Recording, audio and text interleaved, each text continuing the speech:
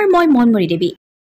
বিশ্বনাথৰ ডিৰিঙত 13 বছৰীয়া নাবালিকাক অপকৰ্ম কামাল মহানন্দ নামৰ এটা লম্পটৰ এই মুহূৰ্তত আসাম লাইভ 7 দৰ্শকক জনাইছো এই খবৰ বিশ্বনাথৰ ডিৰিঙত 13 বছৰীয়া নাবালিকাক অপকৰ্ম কামাল মহানন্দ নামৰ এটা লম্পটৰ নিচাযুক্ত টেবলেট খুৱাই নাবালিকাৰ লগত কৰিলে অপকৰ্ম বিশ্বনাথৰ ডিৰিং চাহ বাগিচাৰ 13 বছৰীয়া এগৰাকী নাবালিকাৰ লগত এটা লম্পটে সংঘটিত কৰিলে জঘন্য কাণ্ড তিনি খুটিৰ বজাৰত চেণ্ডেল কিনি দিয়াৰ প্ৰলোভন দেখুৱাই নাবালিকাৰ লগত কৰিলে অপকৰ্ম পহাৰ পাই নিজকে বিছনাত উলংগ অৱস্থাত পাই নাবালিকা গৰাকীয়ে কাষতে শুই থকা অৱস্থাত উদ্ধাৰ কৰে ডিৰিং চাহ বাগিচাৰ কামাল মহানন্দ নামৰ লম্পটটোক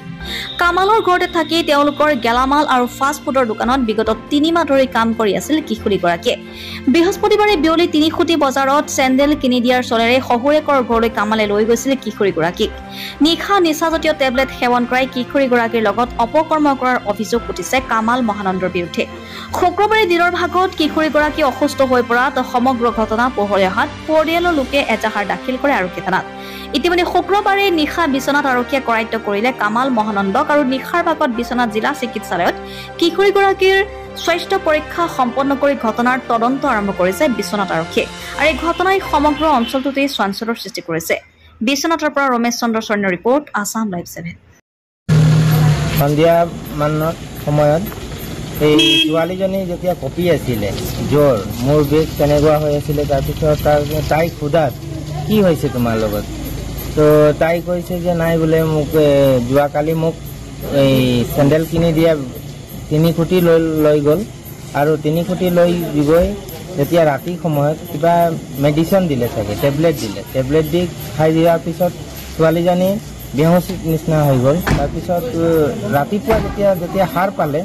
ছোৱালীজনী যেতিয়া সাৰ পাই চাইছে নিজৰ শৰীৰত কাপোৰ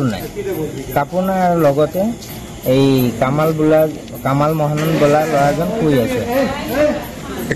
সেইটোৱে তাৰপিছতে ছোৱালীজনী কোৰ ছোৱালী আৰু কেনেকে কামাল ছোৱালীজনী ডিৰিং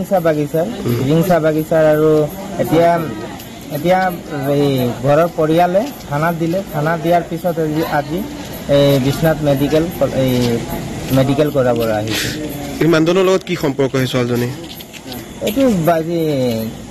দেউতা বুলি মাতে ছোৱালীজনী তেওঁলোকৰ লগত কেনে ধৰণৰ মানে চিনাকি হ'ল বা সম্পৰ্ক হ'ল কি চিনাকি গাঁৱৰে হয় গাঁৱৰ দেউতা বুলি মাতে আৰু আজি 3 মাহ ধৰি তাহাঁতৰ দোকানতে মানে থাকে আৰু কি দোকান আছে তেওঁলোকৰ গেলামাল দোকান আছে আৰু কিবা ফাষ্ট ফুডৰ দোকান মানে খোলে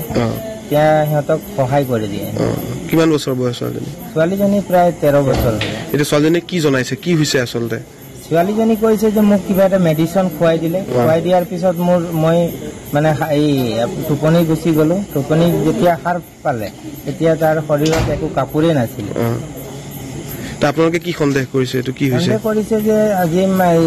ল'ৰাজনে কিবা বদমাছি কাম কৰিছে চাগে ছোৱালীৰ লগত সেইকাৰণে থানাত জনোৱা হ'ল কিয় মেডিচিন খুৱাব লাগে আৰু তাৰ কাপোৰ চাপোৰ নাছিলে শৰীৰত একো এয়া পৰিয়ালে সন্দেহ কৰিছে কি হ'ব পাৰে এইটো কিবা বেয়া ঘটনা হৈ থাকিব পাৰে অপকৰ্ম হয় এনেকুৱাই হ'ব পাৰে